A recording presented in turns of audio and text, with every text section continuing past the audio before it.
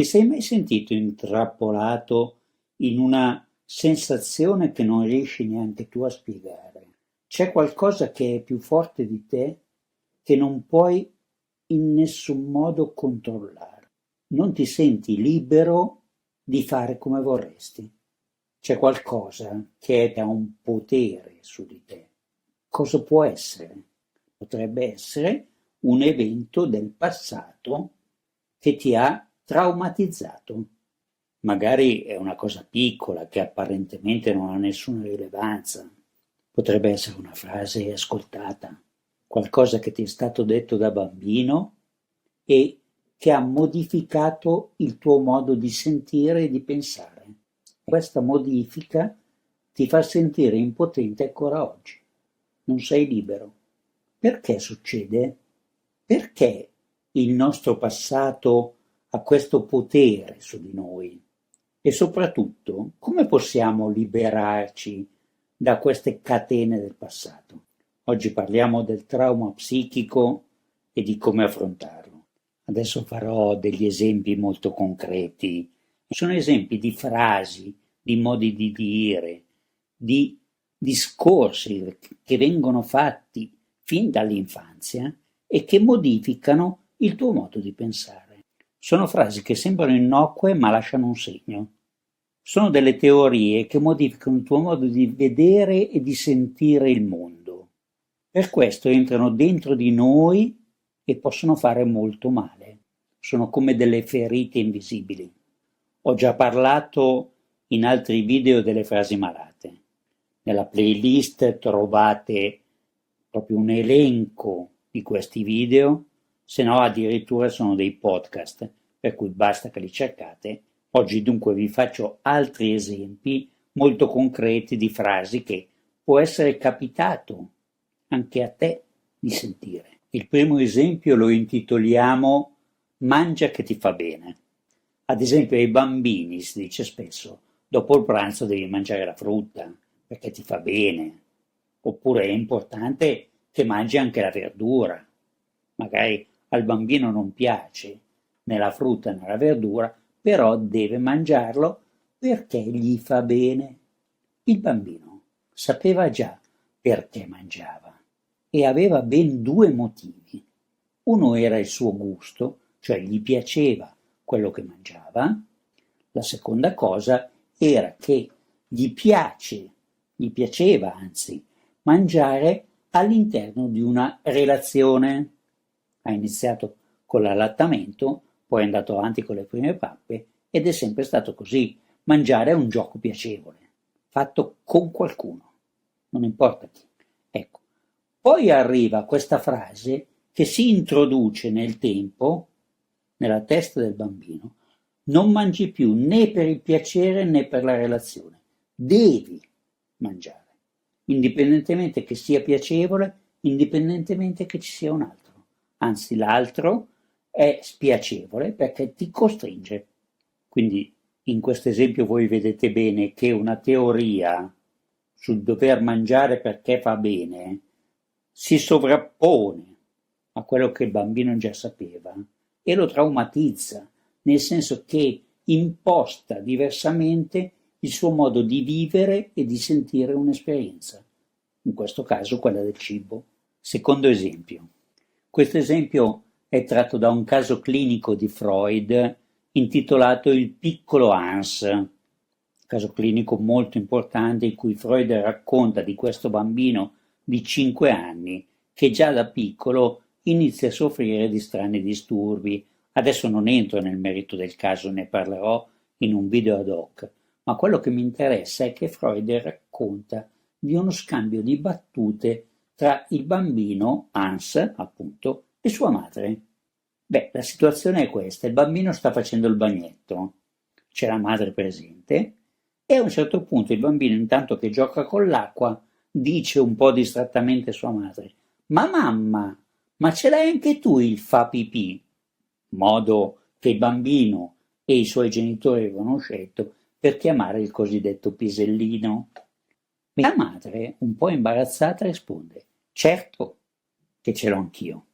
Commentiamo questa situazione molto particolare, ma Adesso capirete che non è assurda. Certo che ce l'ho anch'io. È una menzogna. Hans, 5 anni, chiede questa cosa alla mamma perché ha un dubbio. Non le ha chiesto: mamma, hai anche tu il naso? Lo vede da solo che c'ha. Mamma, hai anche tu gli occhi? Ne è certo.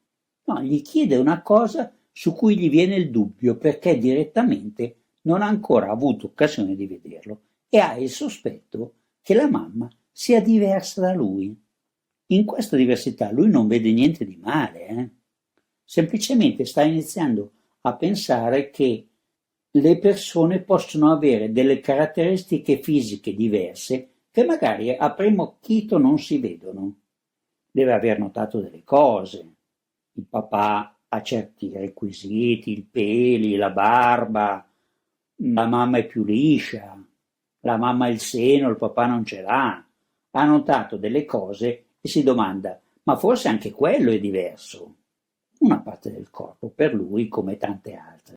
Però fa la differenza perché lui con quel cosino, il cosiddetto fa pipì, ci gioca e sta iniziando a pensare che potrebbe essere piacevole, perché piacevole è il rapporto con sua madre, anche una differenza nei corpi.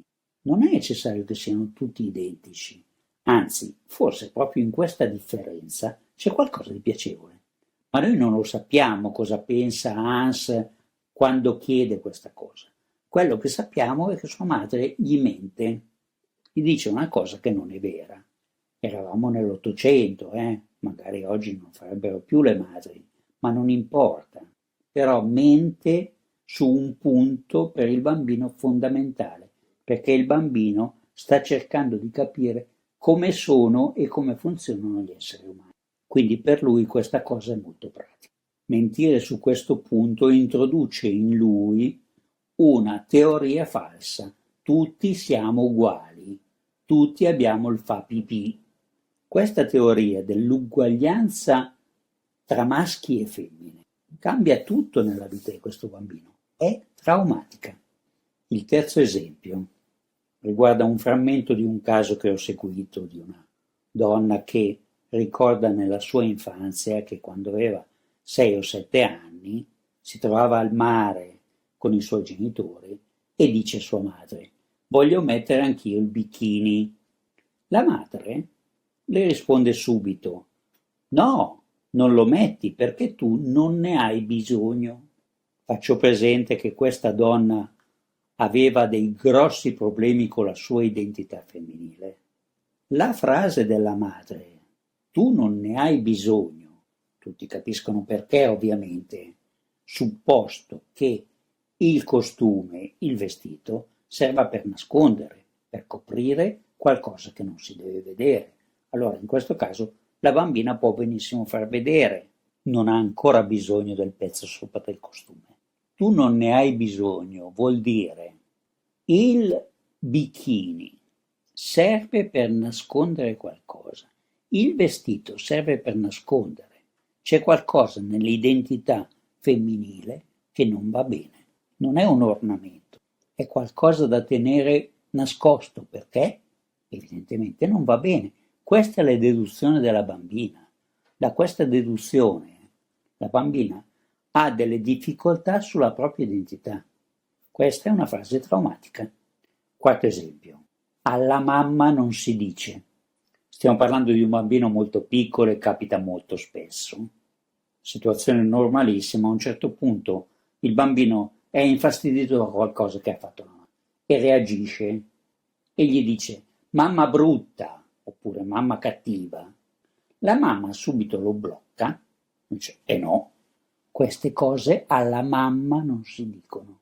Bene, alla mamma no, cioè la mamma non è giudicabile, perché lui non la sta offendendo, lui sta dando un giudizio, c'è qualcosa che non mi piace.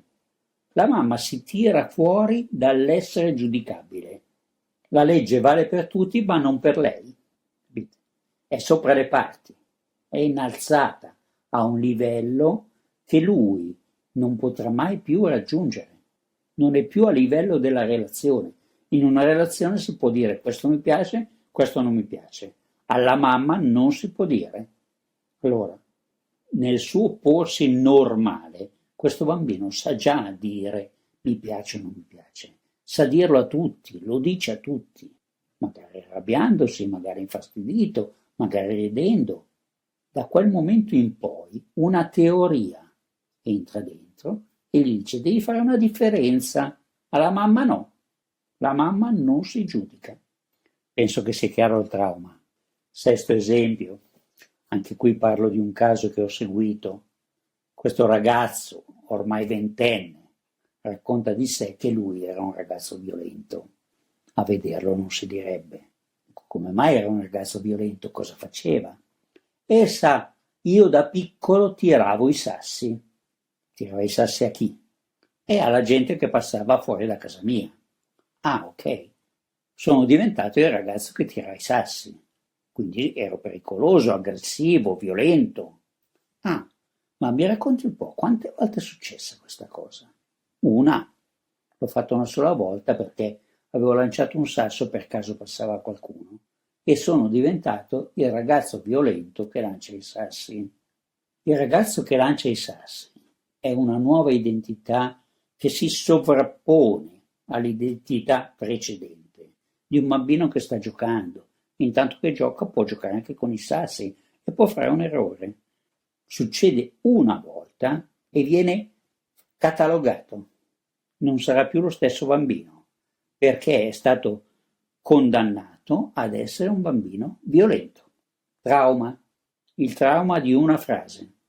Ma ne potrei dire molte altre, per cui non vado avanti se non facendovi degli riferimenti molto spiccioli. Chi non si è mai sentito dire non sei portato per la matematica, non sei portato per il disegno, non sei portato per studiare italiano, proprio la scuola non fa per te. Ecco, queste sono frasi traumatiche. Hai le zampe di gallina, frasi che vanno a colpire la tua identità. Ti è capitato qualche volta che tu avessi una difficoltà ed è stata fatta una sovrapposizione facendo diventare questa difficoltà una tua caratteristica. Questo è il trauma. Una delle forme dei traumi, non l'unica, ma un trauma spesso si insinua in un modo così sottile. Dunque, cos'è il trauma psichico? Freud diceva che il trauma è un evento ingannevole, una frase, un accadimento che il bambino non riesce a capire, la sua mente non riesce ad elaborarlo, cioè non si sa difendere da quella cosa che ha delle caratteristiche di illusorietà, di falsità. Non potendosi difendere da questa cosa ingannevole, si crea come un nodo nell'inconscio del bambino, che rimane lì, non si scioglie più. E le teorie hanno questa caratteristica, ce le troviamo addosso anche se non vorremmo.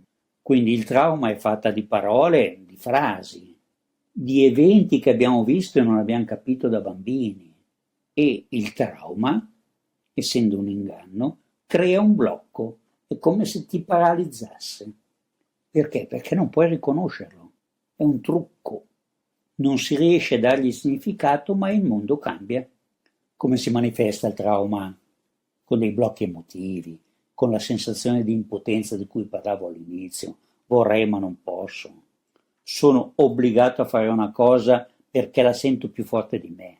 Questo crea delle difficoltà nelle relazioni, dei blocchi nei comportamenti. Non sei portato per la matematica, ad esempio, fa diventare una persona come incapace di far di conto. Magari non era assolutamente un problema. E perché dovrebbe esserlo? Che la matematica, ad esempio, sia difficile è una teoria. Perché è importante il trauma? Perché è importante quello che ancora influisce oggi sulla vita quotidiana. Non è solo un inganno del passato, è ancora attuale. Noi siamo condizionati da questa teoria che ci è stata messa addosso. Pensate a quanti vivono in base alla teoria, prima il dovere e poi il piacere. Non hai cominciato così. Da bambino era prima il piacere, solo il piacere. Il dovere si è posto dopo, è diventato qualcosa di sovrapposto al modo di vivere nel soddisfazione, nel godimento, nel divertimento, nella semplicità, senza sforzo. Quali suggerimenti pratici si possono attuare per affrontare i traumi? Beh, è necessario un lungo lavoro, però il primo passo è sicuramente quello di riconoscere che qualcosa non va. Se tu senti che qualcosa ti infastidisce, ti blocca, ti disturba, non ti lascia libero in quello che vorresti fare, potrebbe esserci un trauma.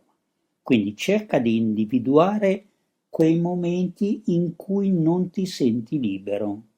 Per esempio potresti annotarti queste situazioni. Potrebbe essere un senso di blocco, ma anche una reazione eccessiva. Quella cosa mi ha dato troppo fastidio. Secondo, se ci sono situazioni del genere, potresti cominciare a cercare di collegarle con il passato, con le teorie che hanno influenzato la tua di vita.